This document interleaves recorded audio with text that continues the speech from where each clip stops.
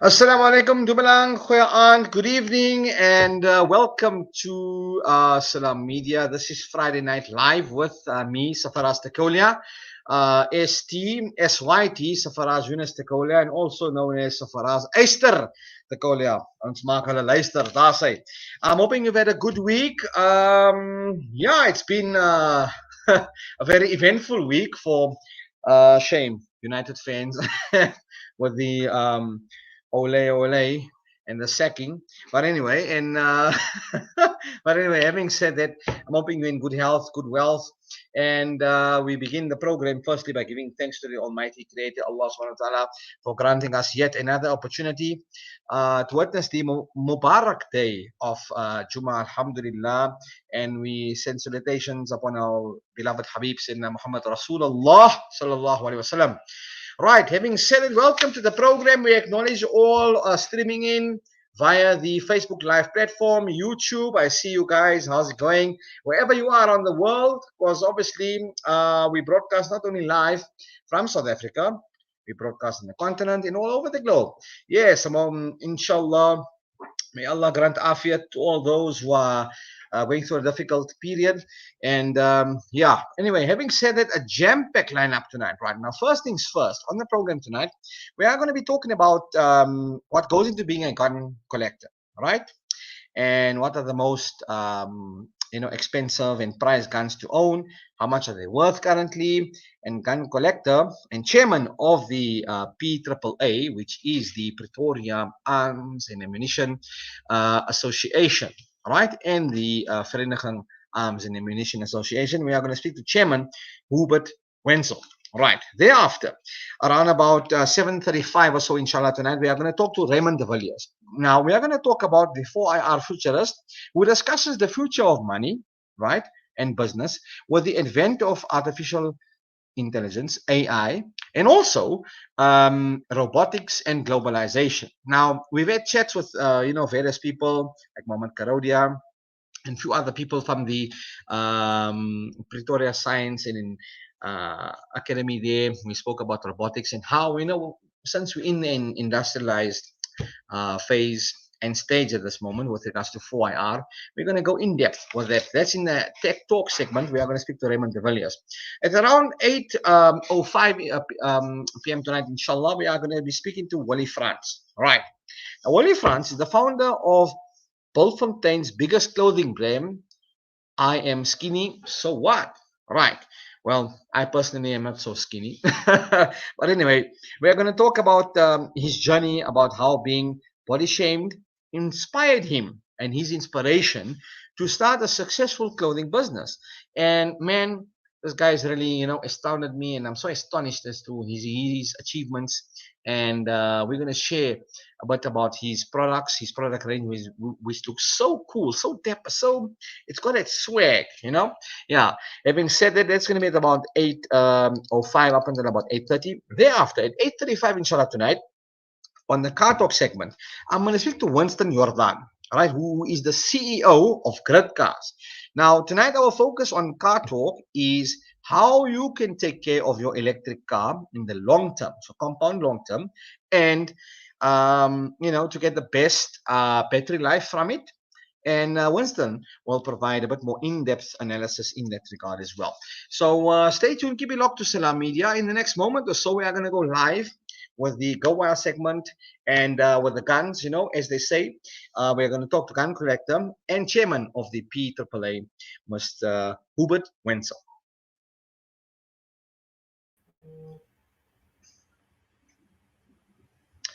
Hubert. Good evening, Safaraz. Good evening, listeners.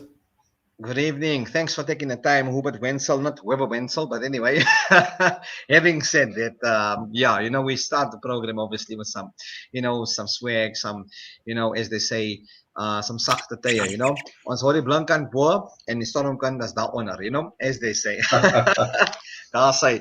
Anyway, Hubert, now, obviously you were the chairman of the Pretoria Arms and Ammunition Association, right? Now, they were formally established back in 95, way back in May 1995, due to an initial desire by firearm owners to, use firearms safely under supervision, right? I don't know how supervised it was, but anyway. Then there's obviously NACSA, which is responsible firearm ownership as well, which are some of the affiliates, as I understand, and also the South African Gun Owners Association. Right. Now, having said that, firearm owners to use the firearm safely under supervision, but not strictly in accordance with sport shooting rules, right? Obviously, with regards to hunting and all of that stuff, right? Now, the shooting club, which soon evolved into something much more substantial when membership increased, right? I want to talk about your journey here and how you became a chairman with the BAAA, because I understand it's in Pretoria and surrounding members of Gauteng, and also you've got members in the Western Cape, Northwest, and the Northwest, Daarsy, Wolmaranstad, Lichtenburg. We see you all, the viewers and listeners there, and also Eastern Cape and Mpumalanga. But surprisingly, I don't see any involvement with Free State. As I say, Haak, Vrystaat, but I'm not seeing anything in the Vrystaat. But anyway, maybe they're going to join on a bit later. And also I see Vereniging Arms and Ammunition Association. Right. Now, Hubert, talk to me about, before we get into the primary objectives, as you are the chairman of the PAAA, give us a bit of a background as to Hubert Wentzel and your journey thus far, and how you became involved in guns, and what was your first, involvement when it came to your first firearm. Sure, thank you very much. Yeah, a long introduction. I guess all collectors and all firearms enthusiasts have got a different journey. Mine started at a very young age when I was in primary school on my grandparents' farm, walking around with firstly an air rifle and later under supervision with a tutu, which is commonly known as the gateway gun or the gateway drug. Yes. So, and then at high school, the bug really bit me during the cadet program, which the schools had at those stages when we participated in competitive to target shooting, and that's really where the interest started to grow, and from there the rest is history. So I started with some sport shooting. If I can just go a bit more back. Right, you said obviously in primary school, right, and on your granddad's farm. Now we know in the farm you got livestock and you got kudu and buck.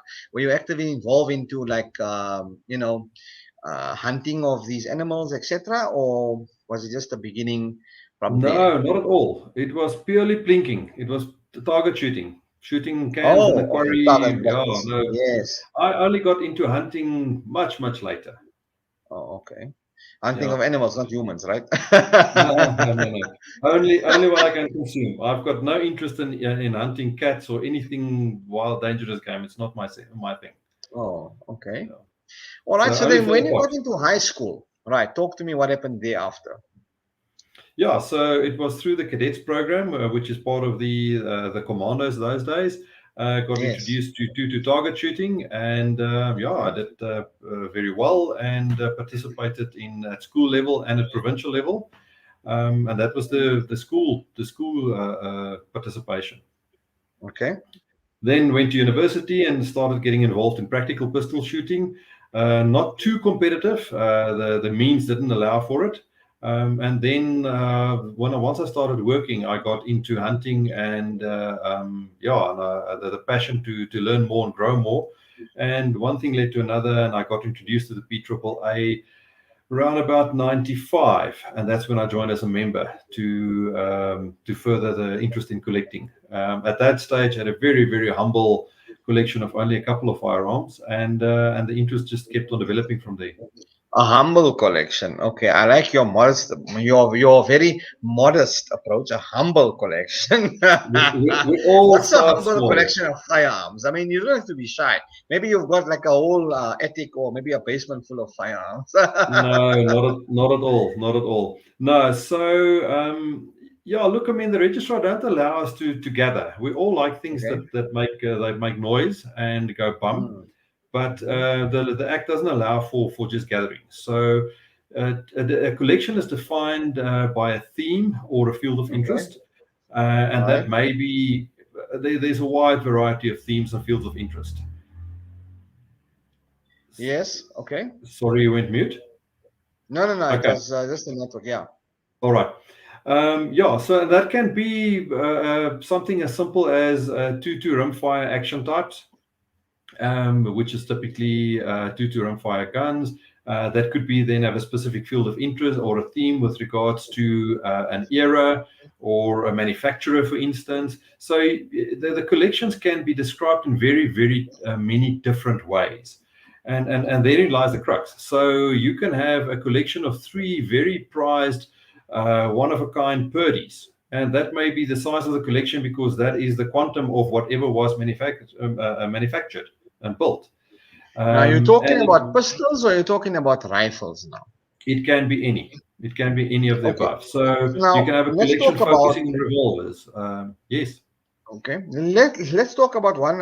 What are some of the most prized guns to own? I mean, in your experience, obviously joining as a member in 1995, being the chairman of the PAAA. But before we get into the PAAA and your objectives, etc., what are some of the most prized guns to own?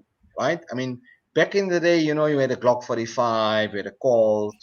There were many other different types of guns and plated guns, etc., AKs, etc. When it comes to rifles and those type of things, and M16 rifles, etc. Now it's R6 and these type of things.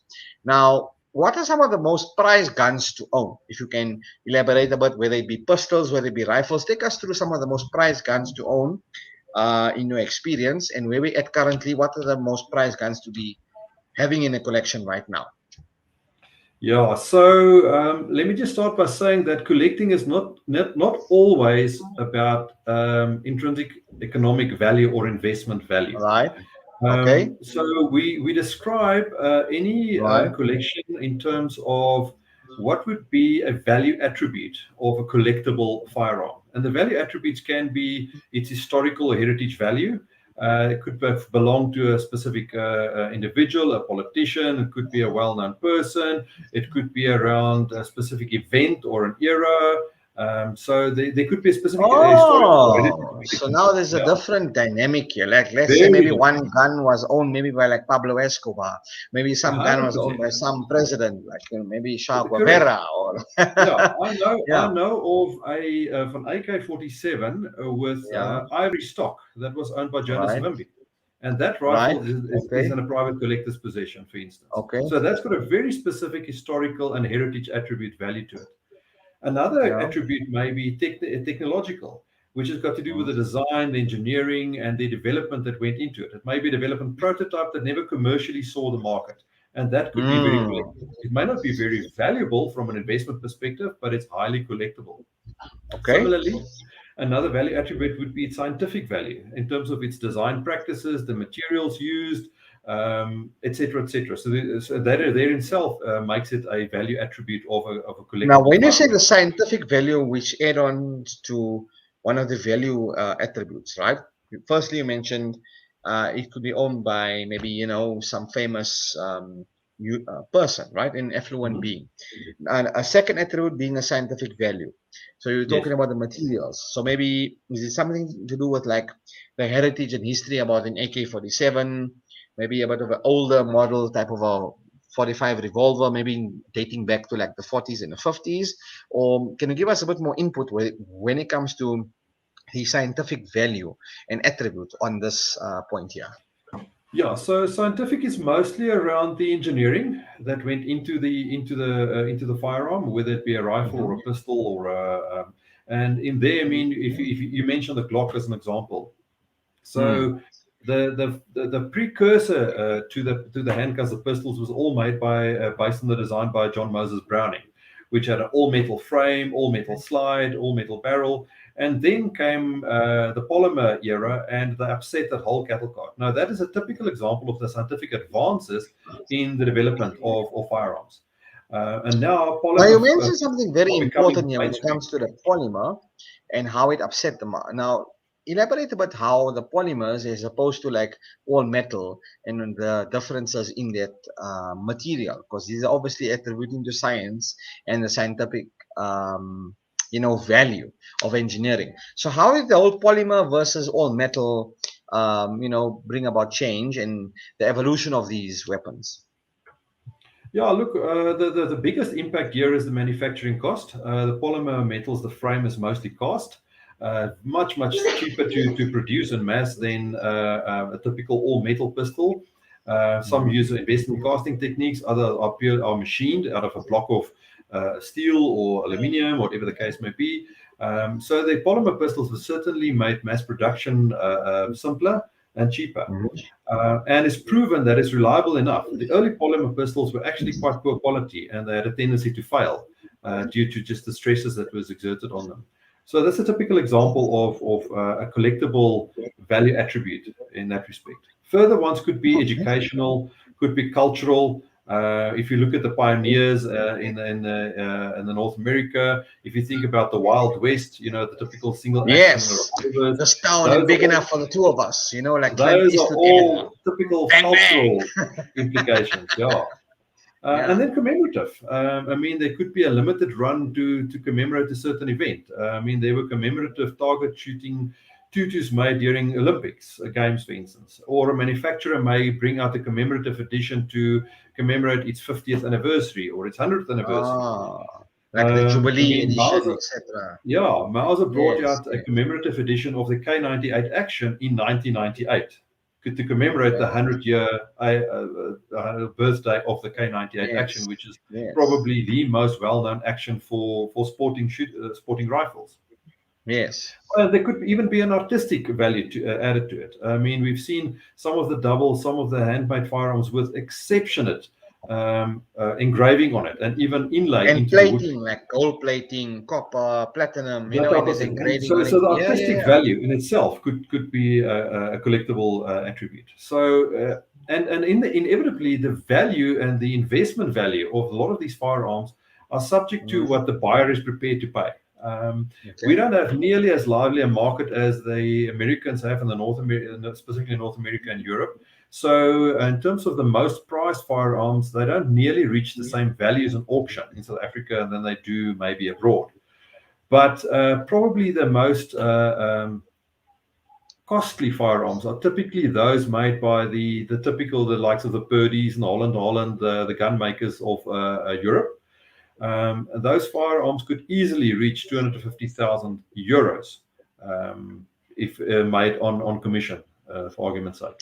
And then, of course, on auction, if it's a real rare item based on rarity in terms of numbers produced, or it's a historical value, then there's no real price tag or upper limit necessarily associated with it.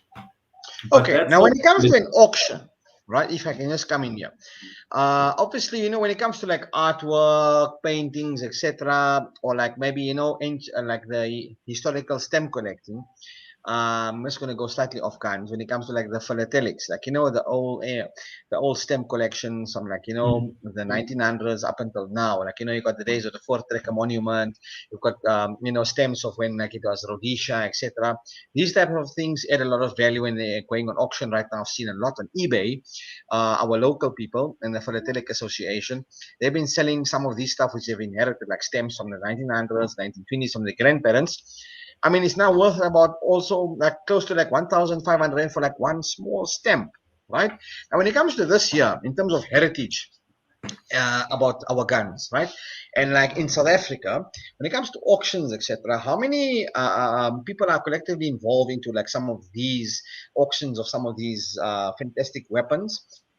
And involvement as apart from the PAA in South Africa in your experience. Is there a lot of interest in uptake in this type of field when it comes to auctions, or not really that much? Or has it declined a bit in your experience? No, there's the auction scene is quite active. There's a couple of online auctions, and then the most notable is obviously Classic Arms in Witbank. They run an auction about every 3 to 4 months. It used to be in person at a venue. Now, some of these online auctions. Say again? Sorry, say again? Now, I'm saying some of these online auctions, right? What would be a reputable source to go online for the viewers? I see a lot of viewers on Facebook and YouTube where we acknowledge you guys. Let's say they may be quite interested and keen as to maybe they want to attend some of these auctions. What would be a reputable auction event or an auction organization for them to go and approach, if you don't mind sharing some of them? Yeah, look, I mean, the only one that I would really recommend is going to be Classic Arms. They've been in the industry for many, many years. They've got a well-established reputation, and the people there are quite knowledgeable about what they're auctioning off. So they've got a good Are they idea. based in Gauteng or They're based in are they Gauteng Mpumalanga. based? Or No, they're based in Mpumalanga and okay, Witbank. But the auctions are online, and you can. I mean, there's bidders internationally, which makes preserving our own heritage very very difficult, and that is even protected by the South African Heritage Resources Association, SARA. So it's we're not allowed to export any of the South African estate, i.e., something that is of a collectible value in South Africa, whether it's firearms or not, according to the SARA Act, without their permission to do so. So it cannot be exported unless they give the green light. So there's another obligation to these international auctioneers as well. So if someone like Classic would sell a South African heritage firearm to an international bidder, they need permission to be able to yeah. export that. That's in order to protect our own estate. Oh, Yeah. okay. Well, I mean, look, it obviously makes logical sense in that regard. Obviously, protect and preserve the heritage. I mean, obviously, that's why Sarah, obviously, is quite active in this regard because obviously we know foreign bidders, international people, they'll come in like just come give you a ridiculous amount of money and then just for their own benefit and to preserve our heritage, which is why I really take my hat off to Sarah for them to obviously preserve this. I mean, there's so much that we as and I guess the younger generation, the youth, don't understand and appreciate the heritage of South Africa in terms of even the locally manufactured arms, etc. Now, I want to divert a bit about with regards to the PAAA, which is obviously, where you are the chairman, right? Now, when did you become the chairman of the Pretoria Arms and Ammunition Association? I can't remember the exact date. It must have been about, I think it's about 4 or 5 years ago. I was elected chairman, prior to which I had a position in the executive committee of the association for a number of years. And that is just in how we operate to also make sure that we've got some decent succession planning and Mhm. proper depth in the association so that everything doesn't rest on one person. So I rely quite heavily on my executive committee Right. to run the affairs of the association. And we're one of 14 collectors, accredited collectors association in the country, all affiliated with NACSA. You mentioned the national body earlier. Um, Mm. Right, which is obviously the National Arms and Ammunition Collectors Confederation of South Africa. Right, correct. now the primary objectives of the PAAA, would it be to promote, collection of guns and preservation, as you mentioned, with regards to SARA, the heritage, and what are some of the legitimate uses when it comes to arm collecting and related items? So legitimate use would be any lawful use of the firearm. So it's typically then restricted to shooting ranges, and all firearms are in a workable state. So they are in fact active. The law and the regulations are very strict and definitive with regards to the types of firearms and how the members get classified. Not any member can collect anything. Collectors are classified either as category D, category C, category B, which is restricted firearms, or category A, which is prohibited firearms. Now, in the country, we're about 2,040 odd accredited collectors or classified collectors, of which there's probably less than 40 category A collectors, which is prohibited, and then there's probably another 200 or so category B collectors. So by far the majority of the collectors collect normal bolt action, Mhm. neck break, that type of thing. So it's not about gathering malicious and have a malicious intent at all. So collecting is much, much different to sport shooting and hunting, for argument's sake. Okay, now when it comes to some of the other objectives to promote, let's say, participation and involvement, Yeah. and to obviously have a sound knowledge of relevant laws, but also The South African Gun Owners Association, SAGA. How is their involvement with regards to obviously the PAAA, and are you trying to encourage South Africans to join this? And what would be some of the prerequisites or requirements to join the SA Gun Owners Association? If you don't mind elaborating to the viewers. Yeah, so the PAAA has got a very specific focus with regards to preserving our heritage and preserving our firearm heritage, and to educate and to learn more. So we've got a very active program with regards to the knowledge of firearms, whether it's a specific inventor, specific designer, specific calibers, etc. So all of our members, we encourage all the members to belong to a body like Saga, or even GOSA for that matter, which provide many different other benefits with regards to third-party liability cover, with regards to having a voice at Parliament, for instance. I mean, SAGA is a much broader and a much bigger organization than the likes of the PAAA. We only have about 400 members, whereas SAGA has probably got 20 or 30,000 members. And similarly. So the representation is at a much different level, and in that respect, they can negotiate much better terms when it comes to things like insurance, when it comes to things like cover and representation with the lawmakers. So the firearms fraternity as a whole stand together. Whether it's collectors, whether it's the hunters, whether it's the associations like SAGA, like GOSA, whether it's the sport shooters, whether it's the dealers, and we all actually stand together in a forum called the UFF, the Unified Firearms Forum, where we have a voice when it comes to matters legislation. But we all have our own constitutions and our own principles and objectives that we aspire to. But in the end, the firearms ownership rights, we all stand together. Yeah. Now, recently, I understand the PAAA has played a very important role in the establishment of NACSA, and also as a member of NACSA, the PAAA is a member of the executive. Right now, since the inception of the PAAA has played a crucial role for fighting for the rights of the members to all law-abiding firearm owners. I'm sure you've had to make various presentations to Parliament, etc., and the SAPS.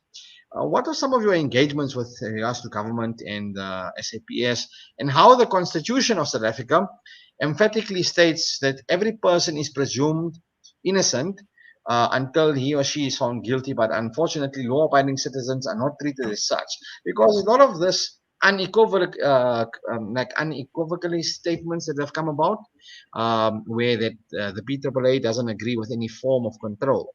Can you elaborate a bit on that? Yeah, I don't know where that information came from. So the PAAA 100% abide by the rule of law and by the constitution of the country, and we would not propagate anything to the contrary. We do fight vehemently when we believe that our rights are being infringed upon, like the new draft firearms amendment bill that was sent out a couple of months ago, and we vehemently opposed it in totality, based on the fact that it's from its constitutionality and the fact that they wanted to write out Article 17, which is the right to collect firearms in a private collection, and even Article 16, the right for self-defense. So we vehemently objected to the changes to legislation, but we are actively involved and participating in the regulations with regards to what makes sense. And we've been participating with the previous version of the Act and making recommendations and presentations to the registrar and to the Secretariat of Police with regards to the way that these should be classified. There's been a lot of effort put into that process to make sure that we come to an amicable state where the lawmakers are in agreement. Yes. Okay, well, very interesting, Hubert Wentzel, for providing input and insight as to, the PAAA and, NACSA, and the SA Gun Owner Association. Unfortunately, time doesn't permit for us to obviously, there's so many topics I want to bring up right now. But anyway, for people and viewers and the listeners of Salam Media, One Nation FM, if they want to get involved with regards to, the PAAA and, how to become part of the SA Gun Owners Association, where should they, log on to the PAAA website? And would you mind sending some of your social media websites and links for the No viewers and problem. listeners? Yes. So they can reach us on www.pAAA.co.za. And there's a link there if they have any queries, and Okay. they can communicate with us via email there. Saga's got a similar website. I think it's www.saga.org, if I'm not mistaken. It could be .co.za similarly, and we'll be in touch. But by all means, they're welcome to come and visit us at one of the events, either in the classroom or in the shooting range, and see what it's all about. One of the events I want to see is the PAAA play a very constructive role in nation building. And I believe on the first Friday of every month at the Fort Trekker Monument, you've got the discharge of black powder cannons. Right. So I'm looking We forward to some of this very interesting cannon fire. Yeah, so we used to sponsor the noon gun, the first Friday of the month at the Foot Tracker Monument. Sadly, Mhm. for that you need a black powder Okay. competency, and the Foot Tracker Monument let theirs lapse. Okay. So they don't have someone that's competent, declared competent anymore to actually fire off the noon gun. Mhm. We used to do it on their behalf, but yeah, the relationships there we do want to rekindle. So that doesn't happen at the moment. Okay. It used to. Yeah.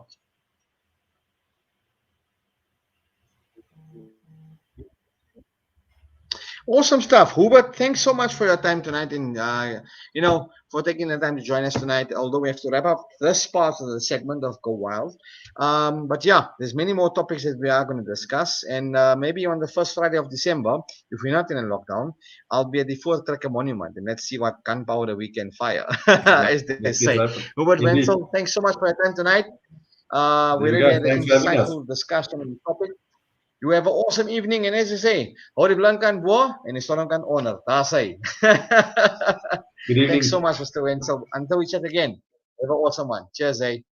Right, so that was Hubert Wenzel, the chairman of the PAAA, and all you needed to know about what goes into being a gun collector. Having said that, that's a wrap up of the Go Wild segment. Coming up next, I'm going to speak to Raymond de Villiers. We're going to talk in the Tech Talk segment with regards to 4IR, and we're discussing the future of money and business in South Africa. And we'll be back after this. Stay tuned.